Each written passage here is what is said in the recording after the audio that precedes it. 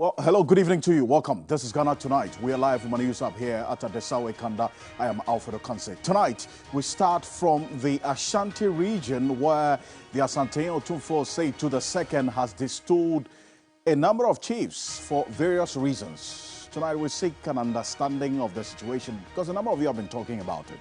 From the historian and then also our Northern Sector Bureau Chief, William Evansenkum, who has been following this particular situation on the ground, what led to these number of chiefs being destools by the 247 to stay with us. Also, tough times for Ghanaians as the Public Utilities Regulatory Commission, PRC, adjusts upwards tariffs of water and electricity. You're going to pay more for water and electricity for the third quarter, taking effect from September 1. What will be the impact on the ordinary consumer? The obvious question is there, but there are questions that have been raised about the formula the PRC is using to calculate these tariff adjustments. Tonight, we're getting to it. Colleges of Education Teachers Association of Ghana, CETAG, unfazed by the moves by government to freeze their August salaries of members due to their strike action. We'll tell you exactly what the next move of the Colleges of Education Teachers Association of Ghana, CETAG, is going forward. Stay with us.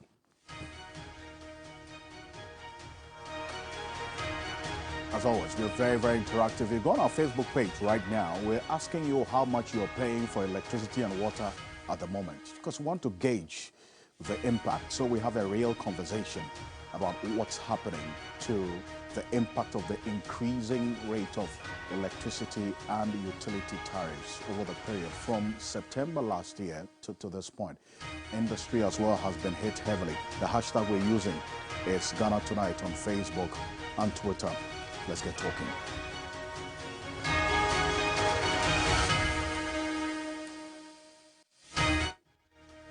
Let's settle for Ghana Brief.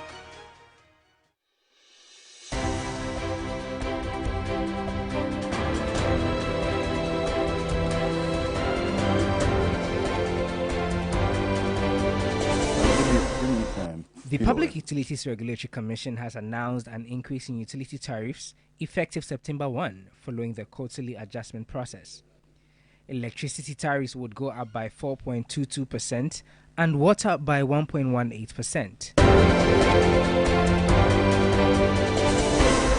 Economists have described the responses by the governor of the Bank of Ghana for embarking on building a new office as unsatisfactory. They indicate the central bank has failed the country with its conduct. When you hold the project, there could be potential decay. We don't know the quality or the security specifications of whatever is being committed to. So, from my point of view, I think that the project should be completed. But if we feel that there should be reforms going forward, so that whenever the central bank wants to undertake such a huge project, it requires parliamentary approval or other processes should be kicked in. Leadership of the Colleges of Education Teachers Association of Ghana, CETAG, says its inability to meet the Education Minister on Monday was not deliberate. The association is, however, unfazed with a decision by the ministry to freeze their August salary. Recall that in 2018, when we were starting with the B.Ed program, we started with this same action because we felt we needed to also talk about our conditions of service then and all of that. Our salary got frozen under Honorable Napo, and eventually we got what we wanted, and we talked about those things. African leaders are promoting a continental campaign to return illegally acquired African artifacts to the West. President Akufo-Addo, at a conference in Accra, called for reparation for countries exploited during the slave trade. Let me state that the subject of restitutions must go along with the matter of reparations.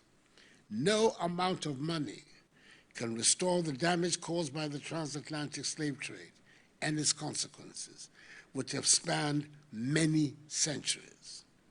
But nevertheless, it is now time to revive and intensify the discussions about reparations for Africa. Indeed, the time is long overdue. The Ghana Revenue Authority's Compliance and Enforcement Unit has closed down 3 businesses for failure to issue VAT invoices of the authority. Assistant Commissioner of the Accra Area Enforcement Team says the authority expects all suppliers of taxable items, goods or services to issue VAT invoice as required by law, while the consumer is required by law to obtain VAT invoice from business owners for goods purchased. Managers of the companies were arrested for investigations to begin.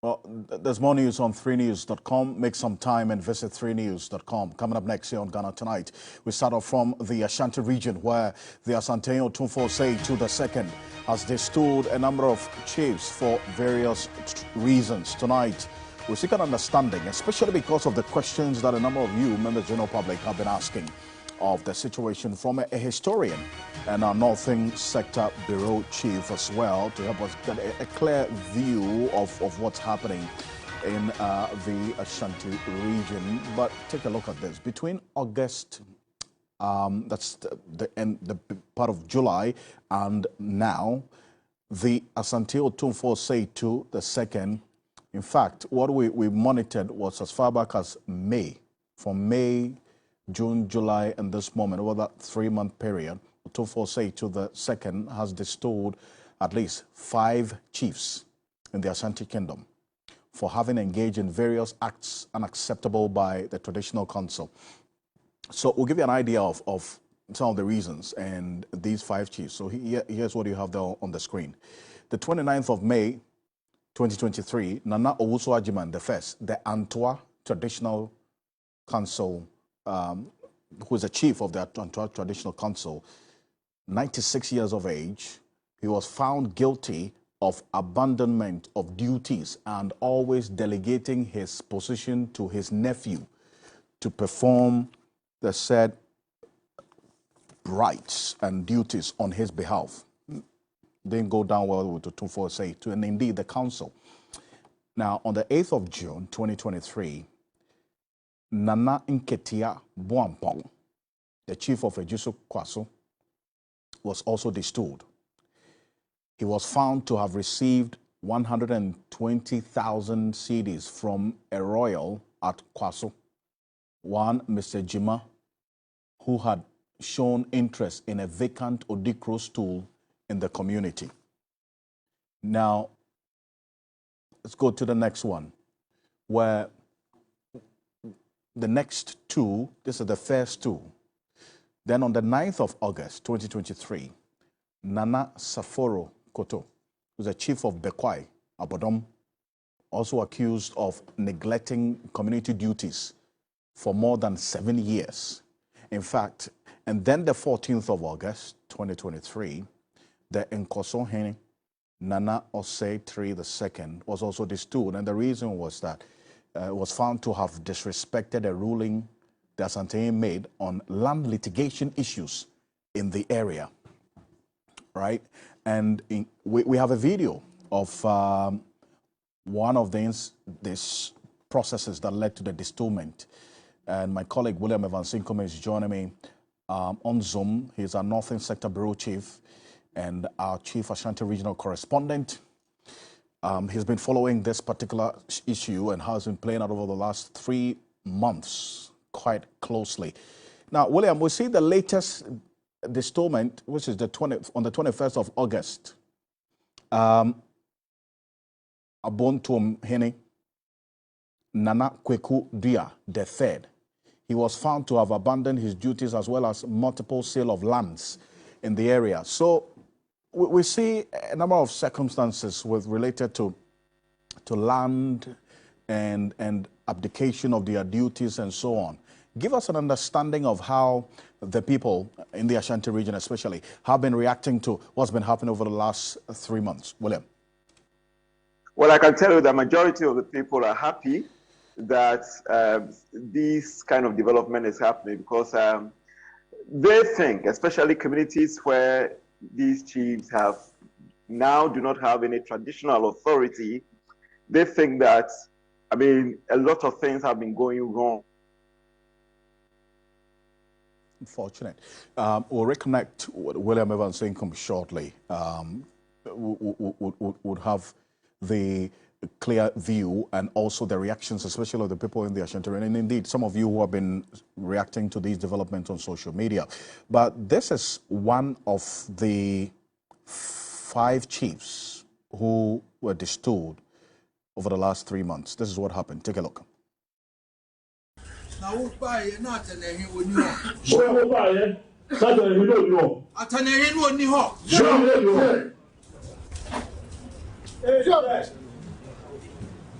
So, ete.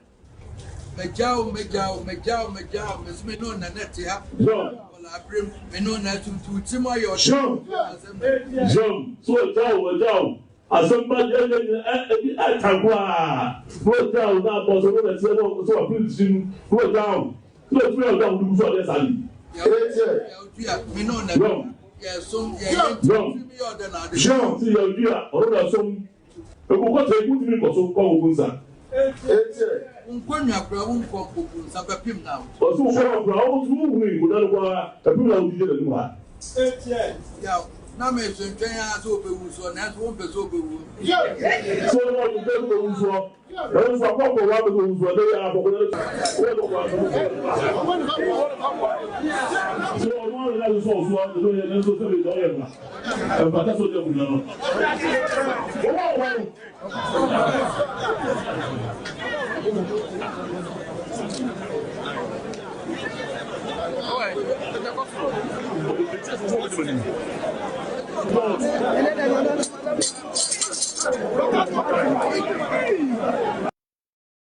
See, Opem, so 104.7. So, Evans, we see the removal of the sandals, the traditional sandals of the chiefs, at least in this video we just saw. You were telling me about how the people in the Ashanti region have been reacting to what's been happening over the last 3 months. William? Well, absolutely. So, well, the removal of sandals, I mean, connotes or symbolizes one thing, that you've lost your authority. And exactly that is what we have been saying as far as all those chiefs who might have misconducted themselves and for that matter face the wrath of the Asantehene. And as I was telling you, the communities with which these chiefs represent, a number of them are happy, with the exception of family members. Of course, they wouldn't be so happy about this particular development, especially when you are related to any of the affected chiefs. So that is so natural. But I can tell you that they are happy because they believe that justice has been served them. In fact, let's hear from some of the people that you spoke to on the streets of Kumasi. Let's take a look. For papa. They say me for overhauling. I really support Otumfuo. Currently, I can see Otumfuo is taking away all the bad chiefs, so I really support him because chiefs are leaders and leaders should lead by example.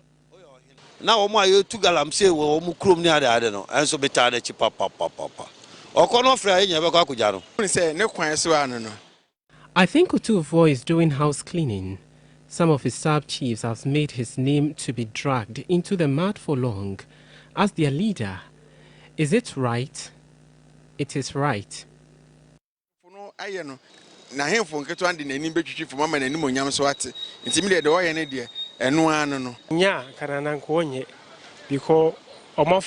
Otumfuo is doing the right thing, especially when sub-chiefs sell an already sold land to another person just because the second person came with more money. To me, I think such a chief should be destooled. Nana, you're right, say,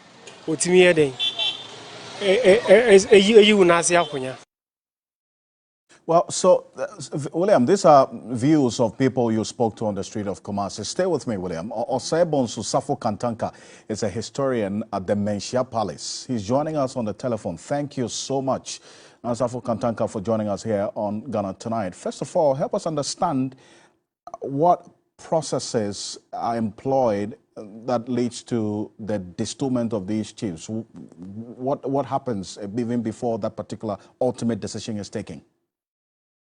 Yeah, chieftaincy institution has got its own way of life. The institution has got its rules, regulations, and in line with culture and tradition. Right. And just like any other institution has rules and regulations. So if you go against the rules and regulations in line with culture, then of course you have to be penalized for doing the wrong thing. And it is a hierarchy, and the highest order within the Asante community is Asantehene is the topmost of all the chiefs within the Asanteman community. And then behind him are the Amanhene, and behind the Amanhene are the Abrempong. And the Asantehene acts as the Amanhene for the whole of Kumasi community, as well as the king of the Asante kingdom. Now, within those 5 people you're talking about, 5 chiefs you're talking about, all are within the Kumasi community, that is Kumasi paramountcy. And so their case ends up with Asantehene. It doesn't go beyond, because Asantehene acts as the paramount chief of Kumasi, and they were treated within the paramountcy as the paramountcy met as equals, with the exception of Asantehene. All the Abrempong within the paramountcy of Kumasi are equal, so they are called they are Tipenfo, or as you call, they are co-equals. And then when the case occurs, which would result to the destoolement of any one of them, all of them would meet and deliberate upon the issue. When they have found their own colleagues have agreed that what that one person did was against the norms of the community, then of course the Asantehene would have to give its final verdict. And that is exactly what happened.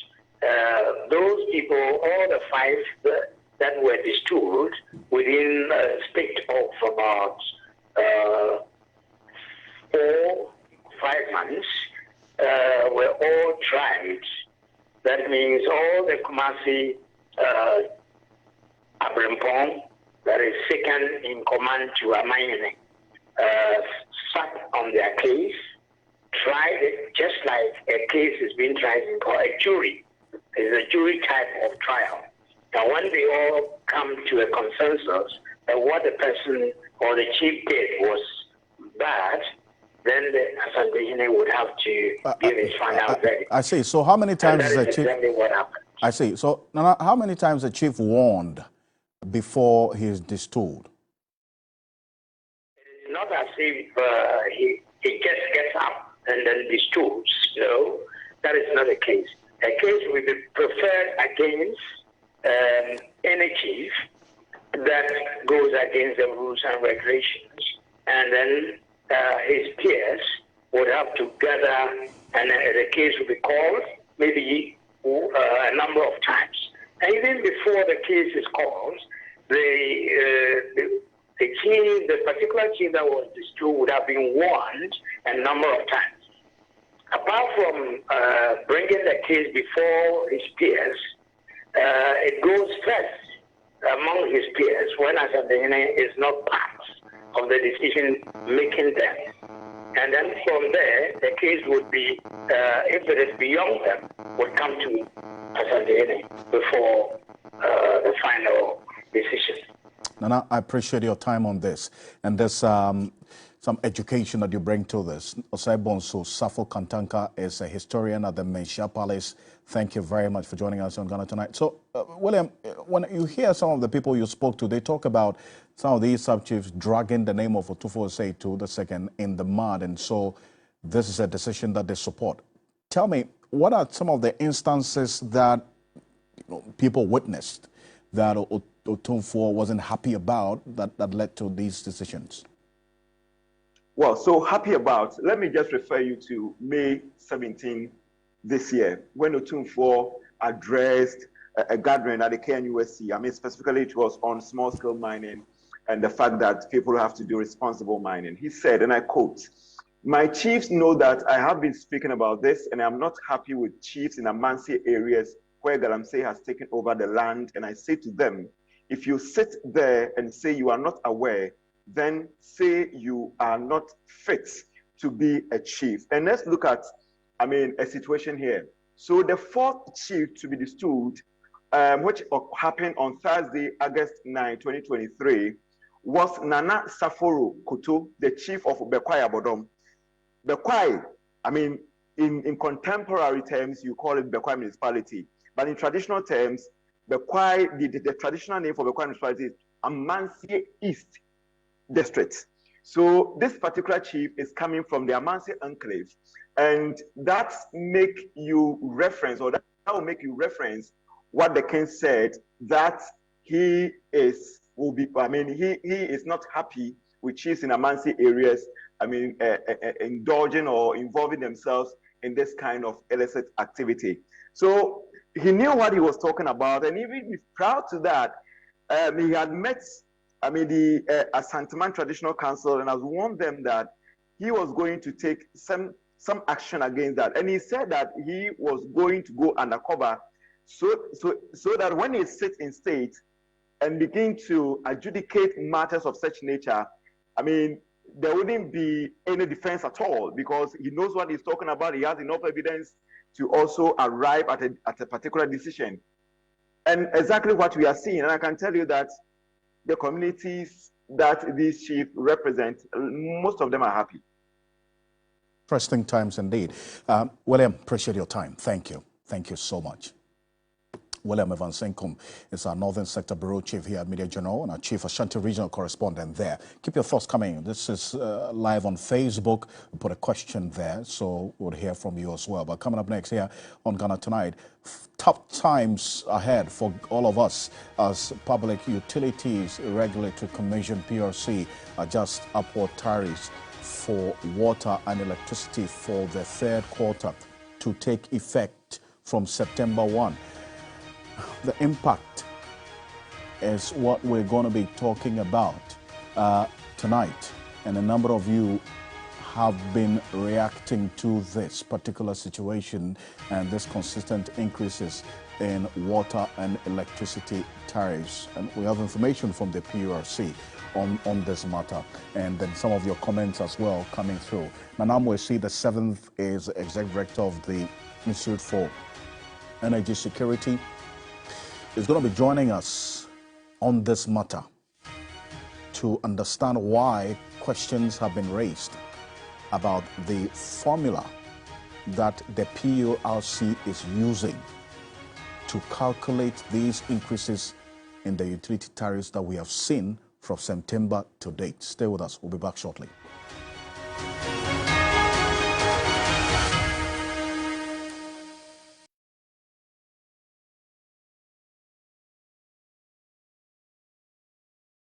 We're going to demonstrate to you the superior properties of Flamingo paint as compared to other paint brands on the market.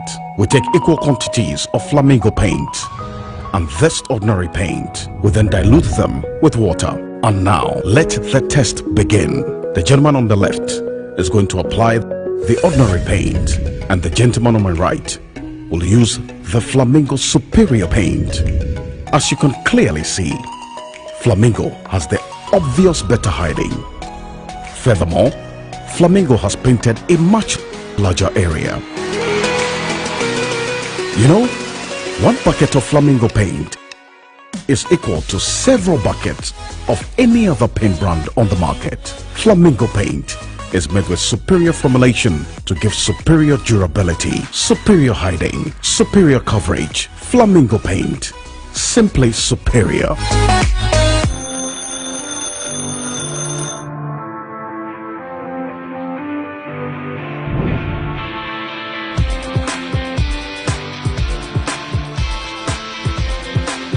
You are a major stakeholder in nation building. Your voice matters. Start your day with us.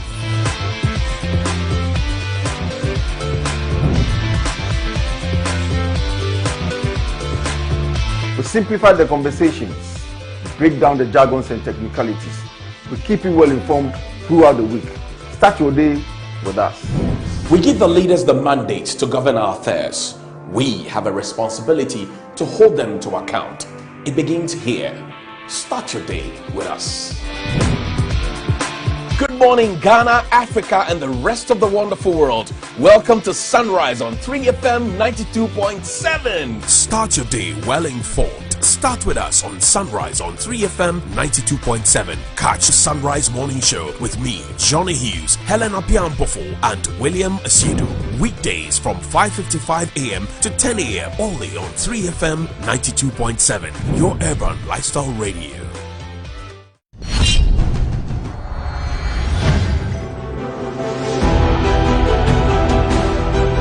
The age-old rivalry that senior high schools engage in is still present within alumni. The battle for bragging rights to a particular endeavor remains even after school. If your school can cook, it means your school is here. If your school can boast of good culinary masterminds, this right here is the perfect platform to showcase that skill set. Alumni have met and they have chosen representatives to take up the task of preparing extraordinary dishes to bring victory to their respective schools. Tell me what you're cooking. Week in, week out, these schools will mount these workstations in a bid to buy your nutritional affinity to them. Ladies and gentlemen, prepare your taste buds and fasten your aprons. These culinary experts are set to battle for the enviable crown of being tagged Lords of the Kitchen. This is Kitchen Wars Season 2. Kitchen Wars Season 2, Sundays at 5 p.m. on TV3. Don't miss it. Sponsored by Gino Tomato Mix. And Napa Foods. Say Napa. Enye ono soko. PGL.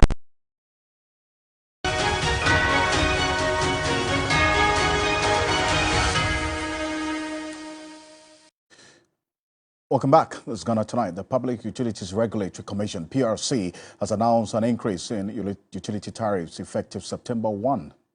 That's some few days away. Following the quarterly adjustment process, electricity tariffs would go up by 4.22% and water by 1.18%. Take a look. The Public Utilities Regulatory Quarterly Review Mechanism aims to track and incorporate changes in key factors determining natural gas, electricity, and water tariffs. The Commission approved a 4.22% increase in average end-user electricity tariff for non-lifeline residential customers and a 1.18% increase for all other water customer groups. There is, however, no increment for lifeline, industrial, and non-residential customers like hairdressing, barbering, tailoring, dressmaking, cold stores, and other small and medium-scale businesses. In the second quarter, electricity tariff was increased to 18.36%, up from 11.33% in the first quarter. Well, so that's just for this quarter we're getting into. But let me give you an idea of how we have traveled from the first quarter of 2023 to this point. Remember, the first time we experienced this astronomical increase in tariffs was in September 2022. But take a look at this. In the first quarter of 2023, we had electricity being increased by 29.96%. And the justification was that they had to do full cost recovery and then also the increase in the price of natural gas and so on. And water, 8.3%. Now, you see, second quarter of 2023, electricity went up by 18.36%.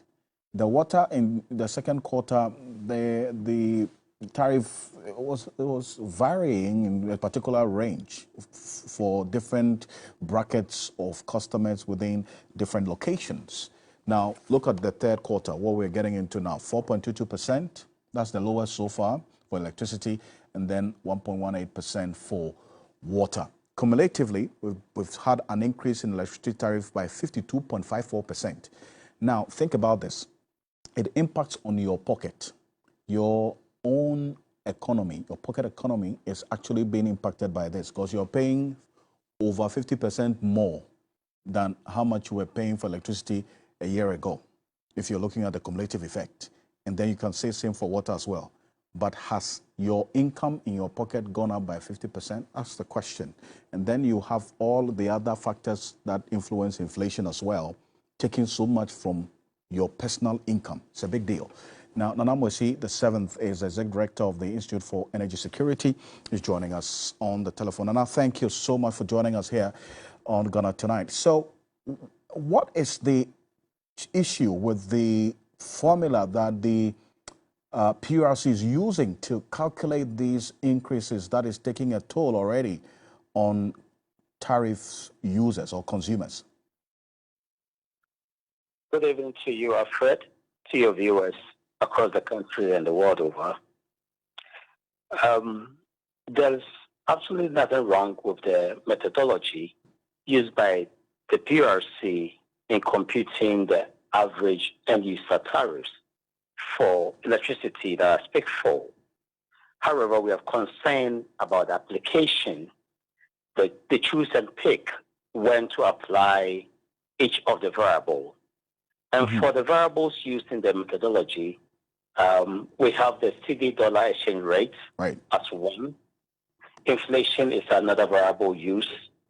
The electricity generation mix, basically thermal and hydro generation contribution is another. The weighted average cost of gas is the next variable. These are very key components that must be factored in computing electricity tariffs. So there's nothing wrong with this. But then when you choose and pick when to apply the changes in these variables, it becomes a cause for concern. Alfred, you remember that in the first quarter of the year, the PRC gave a fuel mix, application of 26.1% for hydro and 73.9% for thermal. The IES contested this and said that, look, at the level of Akosombo and we in terms of water, hydro can generate more than 30% of our generation mix. And we will push for hydro because the hydro component is less expensive compared to the thermal components. However, the PRC went ahead. Fortunately, in the second quarter of this year, they moved the energy mix to 29% for hydro and 70.99% for thermal, which inched closer to what the IES projected from the beginning of the year. So that's one concern we had. The next was that in the second quarter of the year, the PRC said that the weighted average cost of gas went up to $6.52 per million British thermal units. That was an increase. And these changes were induced by the increment in the cost of gas from Nigeria. That is also okay. However, the energy mix that had more contribution from hydro didn't have any effect on electricity prices positively. There was a cause for concern. Fast forward, Alfred, we are in the third quarter of the year. The PRC comes again and say that the average the weighted average cost of gas has gone up to some $8.12 per million British thermal unit. It failed to give the reason for which this price has gone up compared to the second quarter that, really attributed the increase to the end gas price going up. In this one, they failed. And so we are looking for consistency in the application of the variable. The next thing we find, Alfred, in this third quarter is that the main objectives used for the price adjustment is that they want to reduce the cost spread between industrial consumers and, residential consumers. The next is that they want to make sure that they address the high cost of industrial, prices or the high cost of prices for industrial customers. However, in the final, or in the conclusion, they didn't bring any relief to industrial consumers. It's quite misleading. And so we are looking for consistency in the application of the variable or the methodology. That's all. In fact, in this instance, they point to the cedi dollar variation, the exchange that you talk about. That is the value of the cedi against the major trading currency as one of the major reasons why we're saying this, and that if the cedi holds its own and is stable against the major trading currency, then there will be some stability in this. Will that justify this trend of increases that we're seeing over the period? For this quarter, the projected cedi dollar exchange rate is 11.5 compared to the second quarter rate of close to $12.7 cedis per dollar. And so if we are projected that this quarter's exchange rate will be lower, then it has to inure to the advantage of consumers. We didn't see that. Also, inflation is down. We didn't see that affecting positively what consumers need to pay. However, what we are seeing is that the weighted average cost of gas has gone up with no reason adduced. And so non-lifeline consumers need to pay for more. And there was no relief for industrial consumers. Alfred? And so when there's the variable they are using has to lead to a decrease in the tariff, we don't see that happening. But when there's an increase, we rather see astronomical increases. Why? Sure. So in the four variables, the cedi dollar exchange rate bodes well for consumers. The inflation is good for consumers. The electricity generation mix is positive for consumers. And these three variables need to bring down the price of electricity. The only reason that they will inch up the price is that the weighted average cost of gas has gone up. But how did it go up? There was no reason given. Which component of the supply, chain or the supply direction gave up this upward, increase or adjustment? Did we have any increase in the price of the gas supply from Nigeria or the price of gas supply from Atwabo? The PRC must come clear on this. Very, very important question there. And we're knocking on the doors of the PRC to get some answers to that. Banana, I thank you. Appreciate your time tonight. Thank you so much. Thanks for having me, Alfred. Good evening to you once again. Good evening to you as well. Nana Amoisi the seventh is the Executive Director and founder of the Institute of Energy Security, IES. There. We asked you to share with us how much you spend on water and electricity tariffs, the bill monthly. Here's what we found and the responses that you gave to us. In fact, that question is still on our Facebook page and Twitter as well, 3FM, and then also TV3 Ghana on Facebook, and then also on Twitter. And this one from Manuel Nyamiche Kofi Ahenkra Jr. says 600 to 700, depending on ECG.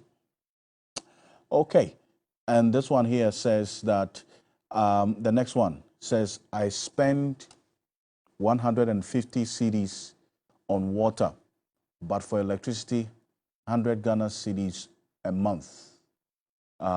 For the electricity, I think it is okay for me, but the water is too much, you say. Yeah, depends on the depth of your pocket. So different strokes for different folks, obviously. Cotonero says 400 cedis a month. You didn't state further for water, electricity, but Ima Capo says, I simply use only TV and a bulb. Let me say I spend 120 cedis a month, but last year it was 50 cedis a month.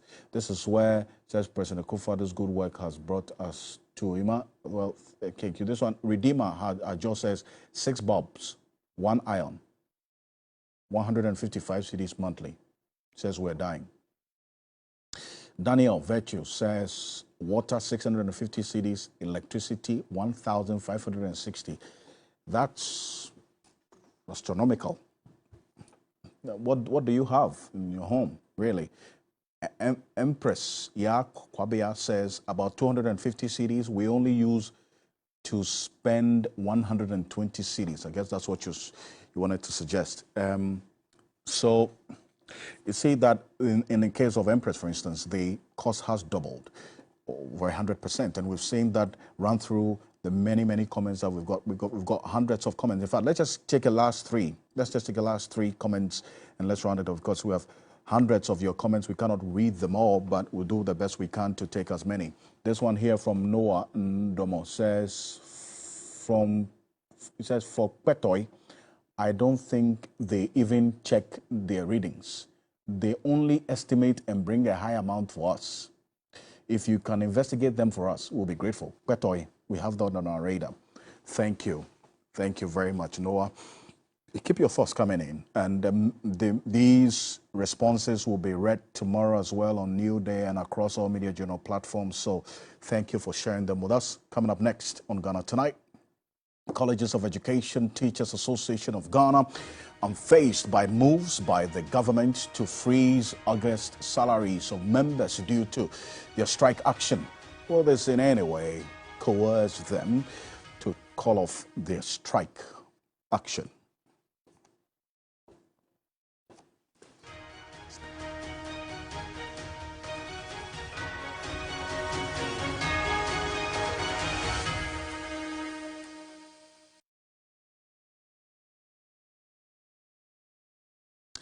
Well, so the leadership of the Colleges of Education Teachers Association of Ghana, CETAG, says it is unfazed with a decision by the Ministry of Education to cause a freeze of their August salaries because of their ongoing strike. Now, this is a statement that we got from the Ministry of Education. They were requesting for the attendance at the College of Education in the month of August of the members of CETAG.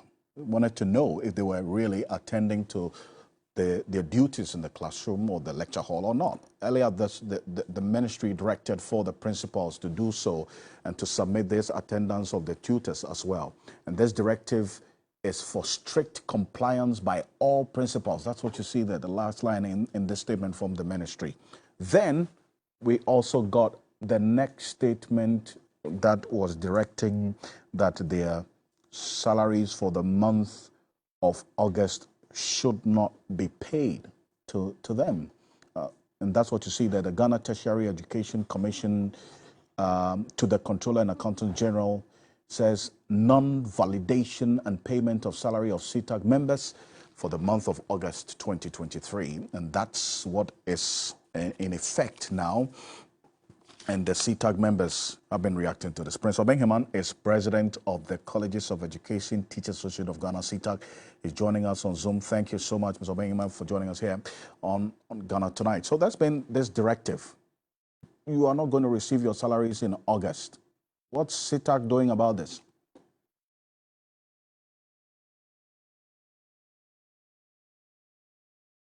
Hello? We have reached out to the minister. I think I will first use the opportunity to correct some impression that is out there, and that today I've been doing that wherever I have spoken. People creating the impression that the minister invited us for a meeting and we failed to honor, and that has resulted in this action.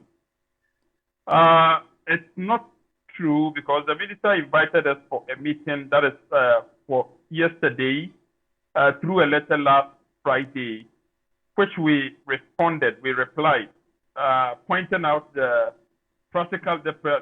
impossibility of we, the national officers, being in Accra on Monday, against the fact that we had just closed from a meeting and people were on their way back home. We requested for an online meeting respectfully because we had ever done that with the minister. Unfortunately, we didn't get any feedback from the minister. We have had a lot of calls saying that by that action we have disrespected the minister. We wish to use this platform to reach out to the minister that we will, CETAG, knowing how he has advocated for us in time past, will never do anything to show disrespect to his office. Right. It was just that we couldn't honor the in-person meeting. And today we have taken steps to write to the minister to explain in detail why we couldn't honor. Now we are aware with the salaries freeze directive has come out. Apart from the fact that we've reached out to the minister, we have also reached out to the National Labour Commission because we know that we appeared before the commission last Wednesday. We're all waiting to appear again on the 30th of this month. Indeed, the commission asked us on our part. They appealed to us to call off the action, but we made it clear to the commission that where an appeal has been made, we needed to touch base with our constituents, which we've been doing. From that time, we are at a point that we are almost there where we would have reached out to all our constituents with the appeal to see what determination will make of the strike.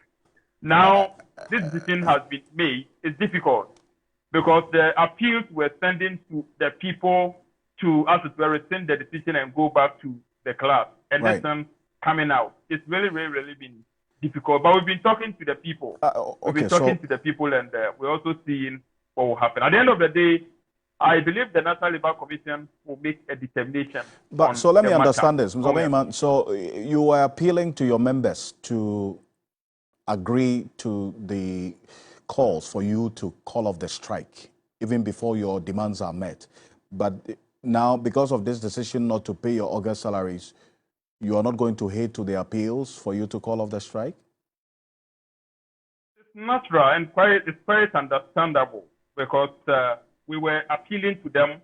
We were sending the minister's appeal to them. We were sending the National Labour Commission's appeal to them. A lot of people, including people who are not even in government, people who are in the opposition, people who are in the ruling government, a lot of people have appealed to us, which we were in the process of talking to our people so that the council that took the decision or the National Delegate Congress that took the decision on behalf of council will have to take a decision and communicate to council for a final determination to be made on it. Then the time comes up. So really, it's a natural reaction that people will be reluctant to do that. But we are still consulting with our members to see the way forward. I see. But then again, the Ministry of Education, with the statement that we put out on the screen earlier, asked for the attendance sheet of your members across all the 46 colleges of education to know whether they actually attended to their duties within this month of August or not. So have you reached out to the ministry or the minister after you failed to honor the said invitation for a meeting earlier? In our letter to the minister today, which we sent in the morning, we indicated that we are ready to meet with the minister at any time. We recognize him as the rep of the employer. And we have always dealt with him, strike or no strike. This strike will be over. And the ministry would need the tutors to run the college. The college would also need, the tutors would also need the minister to be able to also, function effectively. So we don't want system breakdown. We don't want to pull up the bridge because of the strike. That's why we are reaching out to them and all of that. Are you going to take a decision to call off the strike after meeting the minister? That is, if a meeting is called in the coming days? The decision to call off the strike, as I have said, rest with the National Delegate Congress that took the decision, and we will then carry it to council for determination to be made. But as I have said, we are the leaders. We have constant interaction with the authorities. We are privy to a lot of things. So that is why we have to go back to the people and then let the people know what the current situation is, so that if there is a need to call off the strike, then we can do that. So we are still going through the process. You know, calling off strike by union is a process. So we are going through the process, and I want to believe that at the end of the day, we'll make a decision that will be good for all of us. Well, so your issue, you have concerns, reason why you went on strike. So if you meet the minister, and even though your concerns have not been met, and he says, look, call off the strike, are you going to do so?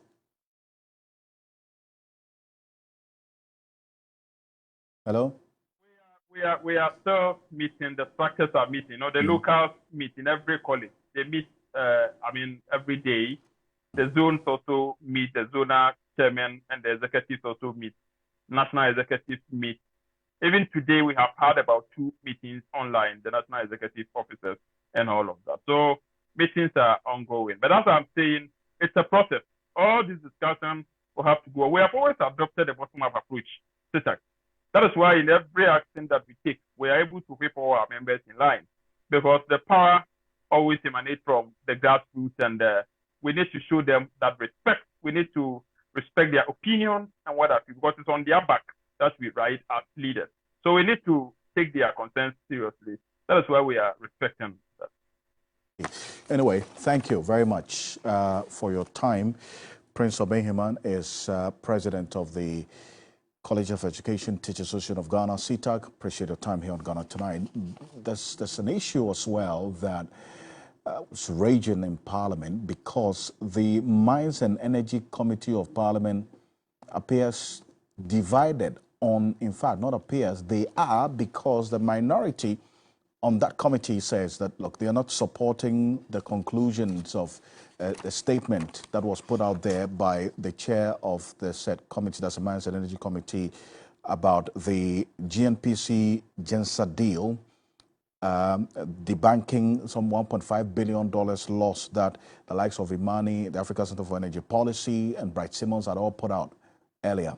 Now, Samuel Atachia, who is the chair of this committee, put out a statement that they have, after 11 months long investigation, that the parliamentary committee described the computation methods used by ASEP and Imani, which resulted in the fact that we as a country are going to lose some $1.5 billion if we go, if GNPC enters into this agreement with Gensa Energy Ghana Limited in its current form. They say it's faulty, the formula they used.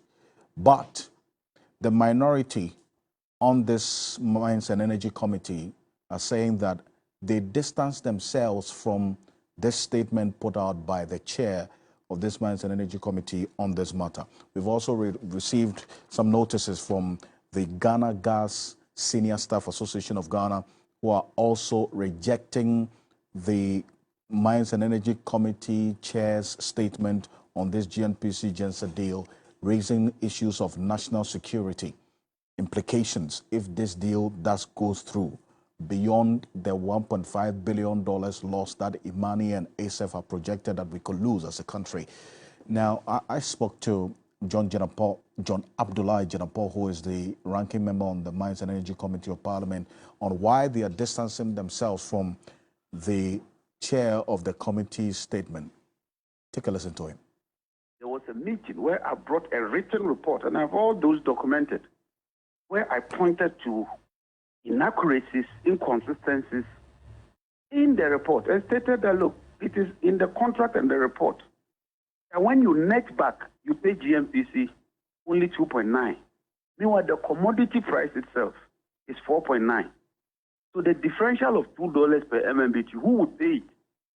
I insisted that the committee should be, and it's captured there. If you look at even the chairman's report, you will see a page, ranking member, where I say that there's a loss In the report, not even my statement.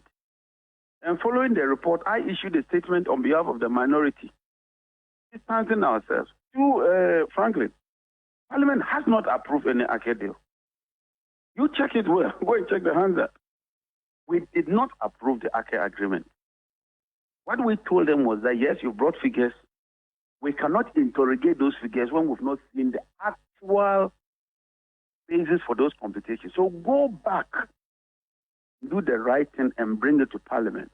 But to come and ask Parliament to grant you approval to go and sign a deal when we haven't seen those figures, it will not work. That is why the agreement was not signed. So it is not the case that Parliament, and for that matter, the Mines and Energy Committee, approved that deal. If you read the handout very well, and I can forward my contribution on the floor, the video to you, where we said, yes, if the want to acquire shares, fine. Let's go back and do the right thing. Bring the terms and conditions, the assumptions, the financial assumptions, underlining this figure that you are bringing to us. So that deal would not have been signed. But back to the substantive issue of this agreement. Myself and some members maintain that this deal is not good. In fact, on the floor of Parliament at the last day, I raised this issue before the Speaker. And the Speaker referred the matter to the Joint Committee of Mines and Finance. We are yet to even sit on this preliminary report. So why even rush to issue the report? So please, don't use that brush to paint all of us as if it's the whole entirety of that committee that agrees with the content. But that is how Parliament is structured. So that's John Abdullah Jenapor there, ranking member on the Mines and Energy Committee of Parliament, giving reasons why the minority on the Mines and Energy Committee of Parliament has disassociated itself from this statement signed by the chair of the committee concerning this GNPC Gensa Energy Ghana Limited deal. This is an issue that we'll stay the steam on in the coming days and get some more answers to why the committee is disputing this 1.5 billion loss that Imani and ASEP is projecting. But before we go, the Vice President, Dr. Mahmoud Bawumia, has commissioned the $70 million Phase 2 Tamale Airport project. The project, which started in March 2020, will serve as an important gateway to accelerate regional economic activities. The project includes a new terminal building befitting the status of the airport as an international airport. It also includes a first-class 5-kilometer road linking it with the Tamale-Bolgatanga Highway, a new car park and commercial vehicle parking. The airport project also has an ultra-modern Hajj terminal dedicated to Hajj operations, thus making the Tamale hub the hub of Hajj operations in Ghana. It has a passenger capacity of 350,000.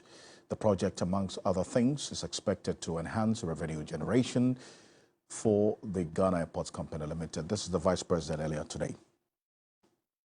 This project, along with the Kumasi International Airport project under the UK Ghana Business Council, and I am very grateful to the predecessor of Harriet Thompson, the British High Commissioner to Ghana, who at that time was Ian Walker. Ian Walker was very, very passionate about this project, and I'm sure he would be very happy to see its completion. We were able to convince the UK Export Finance to do this project, and they agreed to fund this project, and I'm so happy that it has seen the light of day. On the 15th of August 2019, I was here to cut the sword for the commencement of work on Phase 2 of the Tamale International Airport project. The business potential of this project as well is in the scope of this conversation in the coming days as well. But thank you so much for staying with us here on Ghana Tonight. Remember, there's more news on 3news.com. Make some time and visit 3news.com. I am Alfred Ocansey. On behalf of the rest of the team, do have a good night. Ghana Tonight is brought to you by Flamingo Paint. Superior durability, superior hiding, superior coverage, simply superior.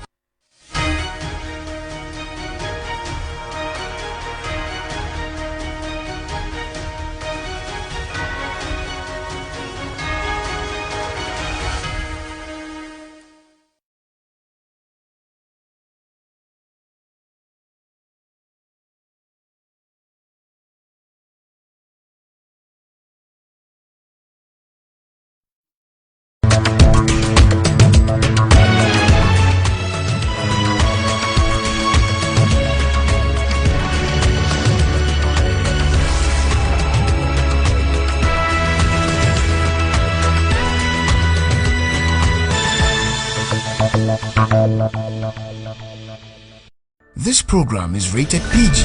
It contains scenes of brief nudity, mild violence, and strong language. Parental guidance is advised. This